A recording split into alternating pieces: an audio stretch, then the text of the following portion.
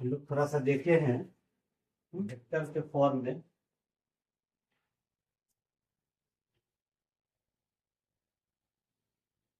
जिसमें हम लोग देखे थे स्केलर कंपोनेंट, वेक्टर कंपोनेंट और वेक्टर। हाँ, और वेक्टर को कैसे रिप्रेजेंट किया जाता है। इसी में आगे हम लोग देखते हैं यूनिट वेक्टर।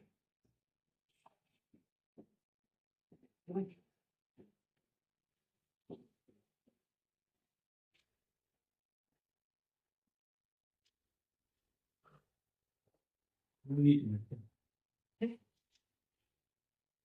यूनिट वेक्टर को जनरली हम लोग वेक्टर को थोड़ा सा और रिकॉल कर लेते हैं। जैसे मान लेते हैं ये कोई पॉइंट है, ये कोई पॉइंट, अगर ये पॉइंट को हम लोग ए से रिप्रेजेंट करें, इस पॉइंट को बी से रिप्रेजेंट करें, तो ए से अगर बी को मिला रही है, ए से अगर बी को कोई लाइन बी से, तो इसका डायरेक्शन ए से बी है।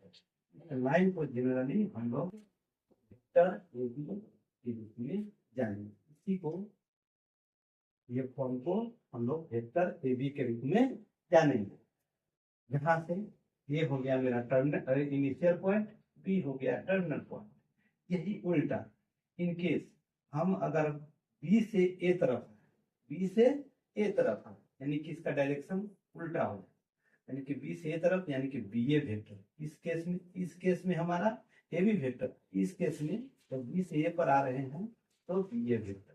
हाँ, और इस बी ए वेक्टर चाहे ए बी वेक्टर, हाँ, जो लोग डिफाइन करेंगे वो जनरली हम लोग 3D स्पेस में डिफाइन करते हैं। ये जो भी होगा सब 3D स्पेस से ही ये काम, इसका वैल्यू मिलेगा। हाँ, कैसे वैल्यू मिलेगा, तो जैसे मान लेते हैं इसको अगर 3D स्पेस से हम लोग रिप्रेजेंट करें, देखते हैं वाई है, ये है।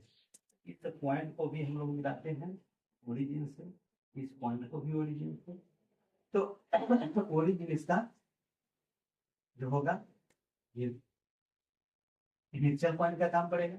यहाँ से ए तरफ गया, ओ से बी गया। हाँ, ओ से ए भी ए से बी पर है, ठीक है, तो ए बी वेक्टर है।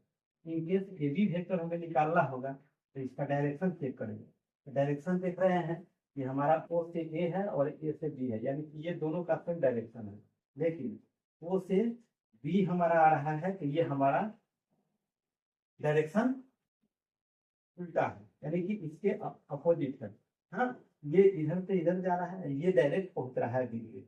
इस केस में हम कह सकते हैं एक ट्रायंगल रूल है, ये ट्रायंगल बना ओ ए बी, एक ट्रायंगल बना, तो ए बी वेक्टर प्लस है यहाँ से O A vector plus O B vector जो है इक्वल टू हमारा O B vector by triangle. हमें निकालना क्या है, वो ए बी वेक्टर। तो यहाँ से ए बी वेक्टर को हम लोग आसानी से निकाल सकते हैं, जो ओ B vector minus O A vector को रिप्रेजेंट कर दिया। ठीक है, तो ओ बी वेक्टर क्या है, ओ बी वेक्टर को जनरली हम लोग कैसे लिखेंगे, position vector of B, position vector of B, point B, हाँ, minus position vector of vector A O A. ठीक है, ये ऐसे हम लोग लिखते हैं, O B vector minus O A vector, यानी कि position vector of B minus position vector of A. अब पोजीशन वेक्टर क्या होता है भाई, तो पोजीशन वेक्टर हम लोग वेक्टर कंपोनेंट, स्केलर कंपोनेंट और वेक्टर फॉर्म हम लोग देखे। जैसे ये कोई पॉइंट मान लेते हैं कि x1 y1 और z1 को रिप्रेजेंट करता है।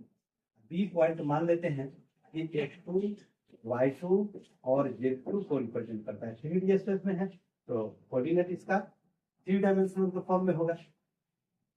अब ये हमारा स्केलर कंपोनेंट हो गया।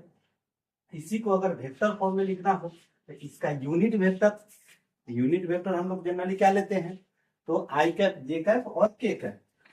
आई कैप होता है एक्स एक्सिस पर, जे कैप वाई एक्सिस पर और जे कैप जेड एक्सिस पर। ठीक है, ये कैप, ठीक है। तो आई देखिए, अब ये यूनिट वेक्टर क्यों? यूनिट वेक्टर कहने का मतलब उसका मैग्नीट्यूड 1 होता है। हम कोई भी यूनिट को डिफाइन करते हैं तो हम लोग यूनिट वेक्टर 1 से, यूनिट वेक्टर यूनिट से रिप्रेजेंट करते हैं। इसलिए इसका एक यूनिट फॉर्म में ले लेते हैं। जो वेक्टर है तो यूनिट वेक्टर लेते हैं, इसका मैग्नीट्यूड 1 होता है। ठीक है ना? ये आई जे के और x1 y1 z1 इसका डिस्टेंस हुआ। यूनिट वेक्टर के साथ जब इसको लिखेंगे, ये हमारा x1 i comma y1 j comma z1 k, ये हमारा वेक्टर कंपोनेंट हो जाएगा। इसी को जब वेक्टर फॉर्म में लिखे थे, किसको, किसका, ये पोजीशन किसका आप बता रहा है, ए पॉइंट का।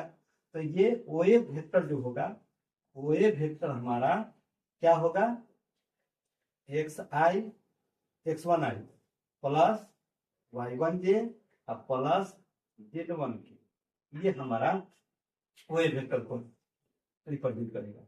फिर उसी तरह यूनिट वेक्टर इसमें लगा दे तो क्या होगा, x2 i comma y2 j comma z2 k। हाँ, तो ये हमारा वेक्टर कंपोनेंट हो जाएगा। इसी को जब वेक्टर फॉर्म में लिखे थे, किसका, कौन वेक्टर, यानी कि कोई वेक्टर, तो कोई वेक्टर हमारा हो जाएगा क्या, तो 2i plus y2 j plus z2 k। इस तरह से हम लोग वेक्टर को रिप्रेजेंट करेंगे। अब ये ओए वेक्टर ओबी वेक्टर हम लोग निकाल लिए, तो पोजीशन वेक्टर ऑफ बी यानी कि ओबी वेक्टर हमारा क्या है, ये है x2i plus y2 j plus z2 k। ठीक है ना? तो इस तरह से हम लोग ये x2i plus y2 j minus z2 k minus position vector of क्या निकालेंगे, x1i plus y1 j plus z1 k। ठीक है? अब इसका वैल्यू घटा दो, आई वाले के साथ, जे वाले के साथ, के वाले के साथ, यानी कि x2 minus x1 i plus y2 minus y1 j plus z2 minus z1 k। नहीं, इस तरह से हमारा ये क्या मिला, ए बी वेक्टर मिला।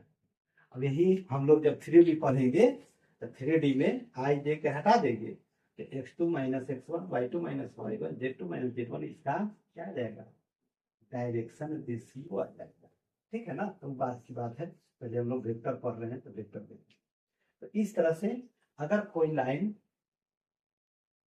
दिया हुआ है वेक्टर, उस वेक्टर का वैल्यू निकालना हो, हाँ, तो हम लोग इसके सहारे, इतना जरूरत नहीं है, इसके सहारे पोजीशन वेक्टर ऑफ कोई भी, मान लिया कोई वेक्टर दिया हुआ है पी क्यू, हाँ, पी क्यू वेक्टर है, अब इसका वैल्यू लिखना है, तो पी क्यू वेक्टर का वैल्यू क्या हो जाएगा, position vector of Q point Q minus position vector of point P, ये निकाल लेंगे तो पोजीशन वेक्टर ऑफ क्यू कहाँ से आएगा भाई, तो भाई फिर ओरिजिन से इसको OQ निकालेंगे, फिर OP निकालेंगे, तो OQ माइनस OP कर लेंगे तो हमारा वेक्टर आसानी से मिल जाएगा।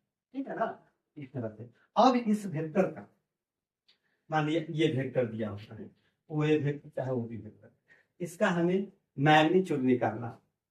ठीक है? पहले मैग्नीट्यूड देखें तब यूनिट वेक्टर देखेंगे। तो मैग्नीट्यूड अगर निकालना हो तो magnitude that is OA vector का मैग्नीट्यूड मोड। हाँ, इसका मतलब होगा कि रूट के अंदर, हाँ, सिंपली हम समझा रहे हैं, रूट के अंदर जो आई जे के का कोफिशिएंट है उसका हम लोग स्क्वायर करके ऐड कर देंगे, यानी कि x1 square plus y1 square plus z1 square.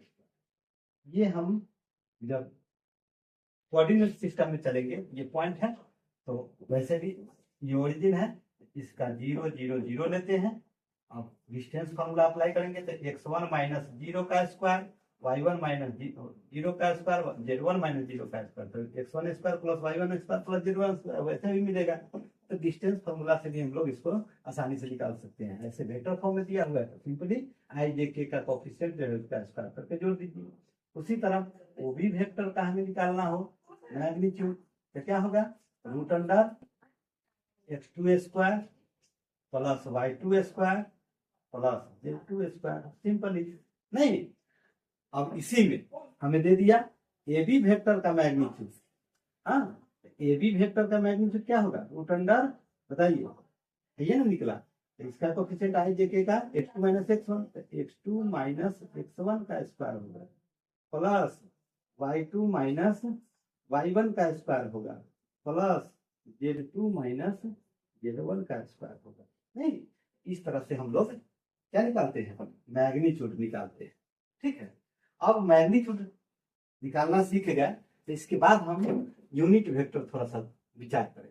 तो यूनिट वेक्टर निकालने का मतलब क्या है, किसी भी वेक्टर का यूनिट वेक्टर अगर निकालने का मतलब हुआ कि उसका मैग्नीट्यूड, जब वो सिंप्लीफाई करके यूनिट वेक्टर निकालेंगे तो उसका मतलब हुआ कि उसका मैग्नीट्यूड एनी हाउ 1 होना चाहिए।